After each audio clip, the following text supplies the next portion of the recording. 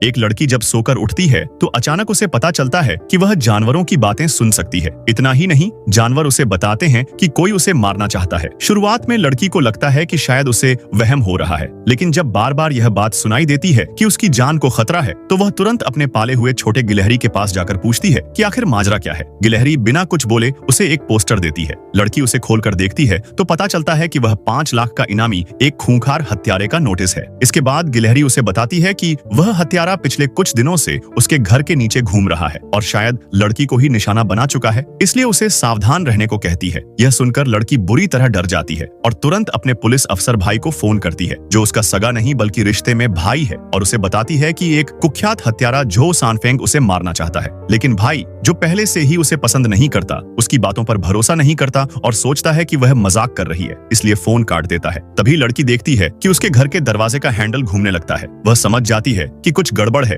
और सोचती है कि हत्यारा आ गया है। वह तुरंत एक चाकू उठाती है और दरवाजे की तरफ बढ़ती है, लेकिन जैसे ही वह दरवाजा खोलती है, सामने उसका असली भाई खड़ा होता है। भाई उसे हाथ में चाकू पकड़े देखकर घबरा जाता है और पूछता है कि क्या हुआ। लड़की बताती है कि उसे लगा बाहर हत्यारा है, इसीलिए उसने खुद को बचाने के लिए चाकू उठाया। भाई उसे शांत करता है और कहता है कि अब वह यहाँ है, इसलिए डरने की जरूरत नहीं है। फिर भाई पूछता है कि उसे कैसे पता चला कि आसपास कोई हत्यारा है। लड़की बताती है कि यह बात उसे उसकी गिलहरी ने बताई है। यह सुनकर भाई हैरान हो जाता है। तब लड़की कहती है कि वह बचपन से ही जानवरों की बातें सुन सकती है। भाई को लगता है कि लड़की बेकार की बातें कर रही है और शायद ज्यादा काम की वजह से उसका दिमाग थक गया है, इसलिए वह उसकी बातों में हाँ मिलाने लगता है। तभी अचानक असली हत्यारा सच में दरवाजे पर आ जाता है। दरवाजे का हैंडल जोर जोर से घूमने लगता है। यह देखकर भाई तुरंत लड़की को इशारा करता है कि वह घर की लाइट बंद कर दे और हत्यारे को अंदर आने दे। जैसे ही हत्यारा अंदर आता है, भाई उसे काबू में कर लेता है, लेकिन अचानक हत्यारा लड़की की गर्दन पर चाकू रखकर भागने की कोशिश करता है। लेकिन तभी लड़की चालाकी करती है और हत्यारा को धक्का मारकर जमीन पर गिरा देती है, और तभी वही गिलहरी हत्यारा को नोच लेता है और उसे पुलिस के हवाले कर दिया जाता है।